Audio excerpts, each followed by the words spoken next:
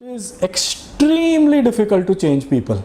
You will all agree to this one, okay? It is extremely difficult to change people. Yeah. So the best thing is, instead of conveying expectations, the best thing is see if you can change. Yeah.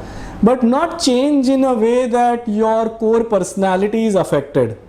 You know, that you're something very non-negotiable about you. You have to compromise. And you feel like you have the short end of the relationship. Not change in that way, you know.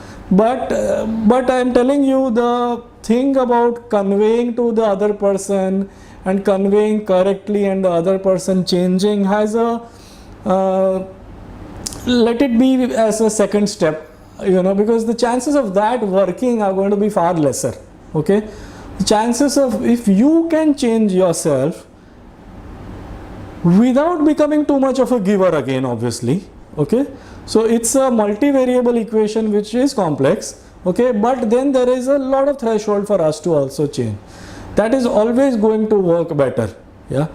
Now if you have realized that you've done enough, you can't change anymore, and you need to communicate, you know, so that is when this whole point comes across. The way to communicate is absolutely dependent on where does the relationship stand in terms of the scale of what I call, if any of you want to pursue it further, you should, in fact, if all of you like what I am talking today and you think there is value in it, you should just go on my website and get this bundle of relationship seminars. So in one of the seminars called Relational Intimacy, we have created a scale, which is a scale which goes from friction to ecstasy. Okay, so this is how relationships progress. They go from friction to harmony to intimacy to ecstasy. Okay, 90% of the relationships, I would say, are being lived out between friction and harmony, you know, a little ahead of harmony perhaps. Okay, and only 10% are there. Maybe 9% of those are again at the level of intimacy. Maybe 1.1 to 1% must be there, just as a ballpark figure, in ecstasy, which is a total union. Okay, so depending on where the relationship is in the spectrum, is the kind of communication that you choose, right? If the relationship is somewhere between friction and harmony, then you can't afford to be too honest. Then you have to wait for the right moments, and then you have to present your point in a very soft manner, and you have to be very soft and occasionally regular about it, right?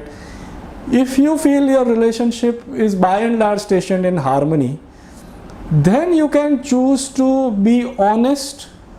You can choose to be point blank when you are conveying, you know, and you know, if your relationship is in intimacy, you can shout at the other person and tell, you know.